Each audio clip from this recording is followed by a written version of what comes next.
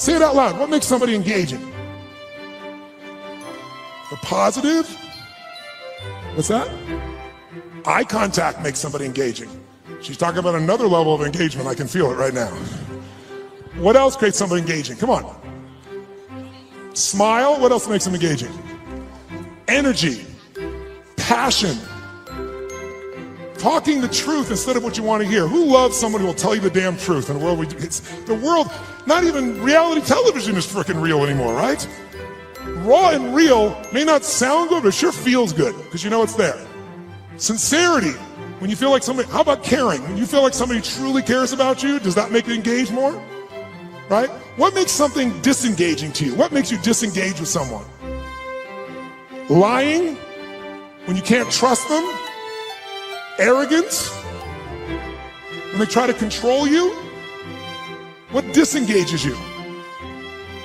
When they come up to hit on you and they're not even committed, you're like the 12th person and you can feel it. When they're insincere, it disengages you.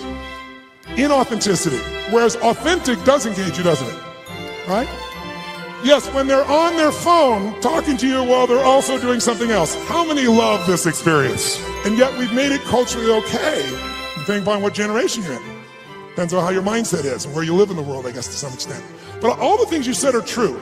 When you feel that someone cares about you, is interested in you, is sincere with you, shares the same interests, is trying to accomplish something, if there's that caring, sincerity, mission, passion, is passion something engages you, yes or no? And then disengagement's the opposite. But all of them start with one thing that I want to do right now so we can shift this gear, because you've been sitting way too long and so quietly. You've been so nice. But this passive learning has got to end now. I just did it so it wouldn't feel jolting when we began. Now we can step into the real game. And here's how I want to do that. First of all, energy. Energy is the base. How many agree energy is engaging? Say I. If you want to change something in your life and you are what I call energy poor, low energy, are you going to follow through? Yes or no? You love your husband or wife, but you're exhausted. Love you, okay. There is no passion. There is no intimacy without energy. Am I right? You're not going to go to build a business without energy. You see this crazy man, he's filled with energy, day and night and day. It's Richard Branson. How much energy does that man have? He's insane in his energy. Anybody I've ever met who really has this compelling ability to engage with people, it's energy. But are they born with it? Some maybe, most not. Because I've interviewed them, I've seen them, and I also see some of them like Richard. Richard is a ball of fire of energy, and then he's not. He's actually a very internal guy in many ways. He's external when he wants to go do something. He's crazy and willing to risk his life. Not in business. In business, he goes, okay, I'm going to take Virgin and make Virgin Airways, so how can I lose? Oh, I'm going to make a deal with Boeing that if they fail, I get to give them the jets back. That's how he thinks. In his life, let me go in the middle of a balloon, in the middle of the sky, and hope shit happens. The point is, engaging people have that kind of energy. It doesn't matter who they are, where they are, they have that kind of experience. So what you and I got to do is we got to tap that out. So how many of you have had times when you were in the flow, where energy was going through you, like you didn't have to think about it. The right thing was said, the right thing came out of you. Who's been in this place before? Say I. Oh, come on, say I. Ever had a time where you did something, and after you did it, you thought, I can't believe I said that. I can't believe I did that. That was so stupid. Who's done this before? Say I. Where after you did it, you went, That was me. I don't know how I did that shit. That was cool shit. Who's ever impressed yourself? Say I. Now you're the same person. How come one situation you're an idiot, the other one you're brilliant? Who's ever forgotten how to spell your own, how to remember, let's say, your own email or your home phone number, or how to spell a difficult word like the? Let me see your hands here. In fact, phone numbers are crazy now for most of us, right? Because now we have this outboard brain. If we lose this brain, we're screwed. I don't even know how to call my mom, for God's sakes, right? You don't know what to do when you don't have this thing. So the point of the matter is, if we increase the energy, it'll work. So now here's the thing. Where does energy come from? Does energy come from sleep? Really? Who here has ever slept 8 hours and still been tired as shit? Let me see your hands right here. Okay, so that wasn't it. Right? Is it food that gives you energy? Who here has ever fasted for 5, 6, 7 days or more, gone on a fast? Does your energy increase or decrease as you no longer eat? Which one?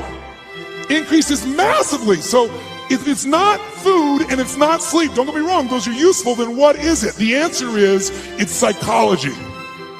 It's a mindset. It's a decision inside yourself where you say, I will no longer tolerate low energy in my life, because low energy equals shit relationship. That's a technical term. Energy means low, lousy business. Low, poor energy means I no longer have the impact on my children. Someone else with greater energy is going to. And if we can find a way to increase our energy, and here's the good news about it, it's psychology and it's movement. The way you move will create it. So I'd like to start out right now with no more passiveness, and let's get active. Who's willing to do this? Say I. Dude, just get started. Let's set a new standard. And a way to do that with people like yourself who are completely non-competitive is simple. Emotion, listen to me now. How many would like to have more joy in your life, more excitement, more passion, more aliveness? Who wants more of this stuff? Say I. Can you have everything in your life work out and still be in a lousy state? Can you achieve your goals and go, woohoo? In fact, in our society, it's almost encouraged because if you do really well, who's ever lowered your enthusiasm about something you achieved because you didn't want to upset somebody else? Who's done this before?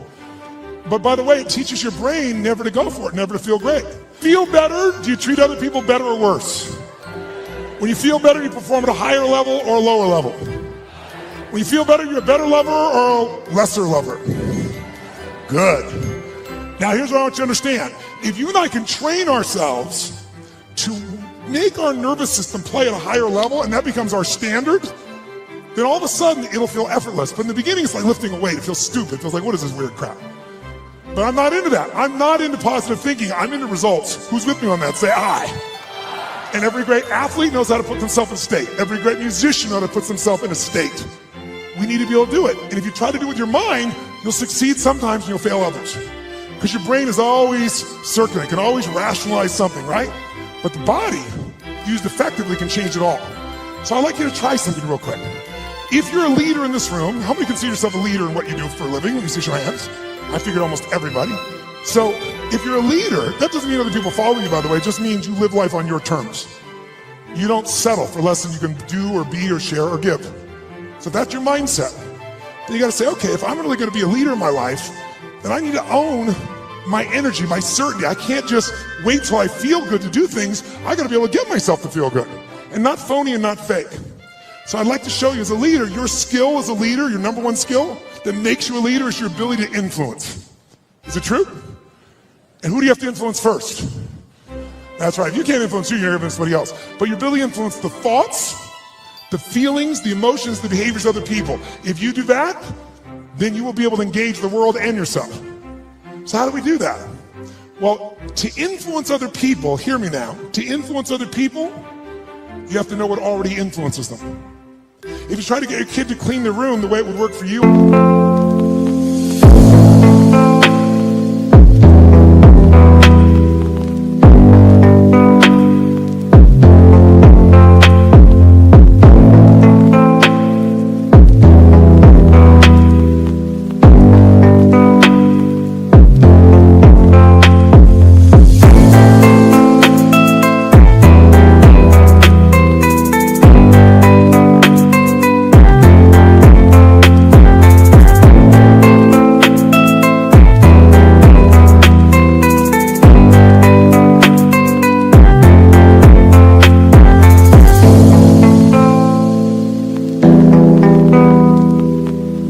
you, it probably doesn't work that way for them. Everyone's different, but there are some universals, and one thing that influences all of us is our state. If you're in a pissed off state, if you ever had a friend do something nice and you're in a pissed off state and you snap at them and you feel bad later on, it was just the state you're in. Who knows what I'm talking about here? Say I. So we need to train ourselves to be in a better state. And the second thing that affects what we do long term, besides our state, that's what affects things moment to moment, is we all have a set of beliefs or expectations, or we might call it a blueprint for how life's supposed to be. When life is in alignment with our blueprint, we're happy. We're not, we're upset. Sometimes there's nothing wrong with life, we just need to update our blueprint. So for this brief session, let's start with just changing our state, and let's learn something about how your brain blueprints things. So I want you to try something with me. Take your hands out like this, and when I say now, I want you to bring them together like this. When I say now. Thank you. All right, ready? Church in 160 countries shows something really simple. As often as you pull your hands apart and bring them back together, if I don't mention it, you will always run the same pattern with the same thumb on top. In fact, notice which one it is. Now, some of you say, I want to change my business, I want to change my life, but you're really upset about the thumb move. We're really having some problems here. Truly, 32 years of research has found something interesting about the pattern of how you hold your hands when they come together. If your left thumb is on top of your right thumb, then the driving force in your psychology is the desire for sex, and you're an incredible lover. If your right thumb is on top of your left thumb, then the driving force in your psychology is intelligence, and you will be absolutely financially free in your lifetime. Look at this poor bastard, he's having a thumb fight. Do I want the sex or the money? The sex or the money? It's going to affect your business, say I. So then why don't you engage? The answer is you do. The question is what level, right? We all engage. Do you engage at a low level, a deep level? Do you engage the mind? Do you engage your own mind and heart? Other people's mind and heart, or just their head? The people that engage the mind and heart, they have some extraordinary capacity. In fact, I'm going to show you something in a few minutes that I think you'll find very useful. But before we do it, let's just see the ways we can change our engagement. Most of us do this unconsciously. I want you to become aware of how you change your state of engagement. So when I say now, I'm going to ask you to walk around this room.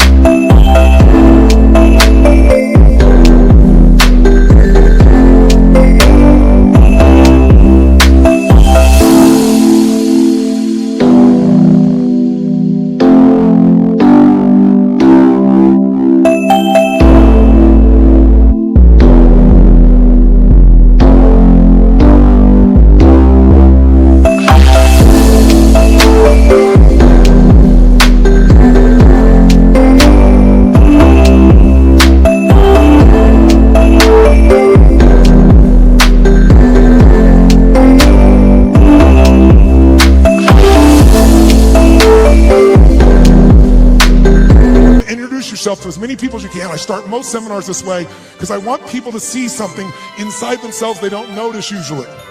And that is when you go to introduce yourself, though, I want you to do it in a very specific level of engagement. I want you to go up to people where you're really not wanting to engage, you're just doing it because you should and it's polite, but it kind of annoys you.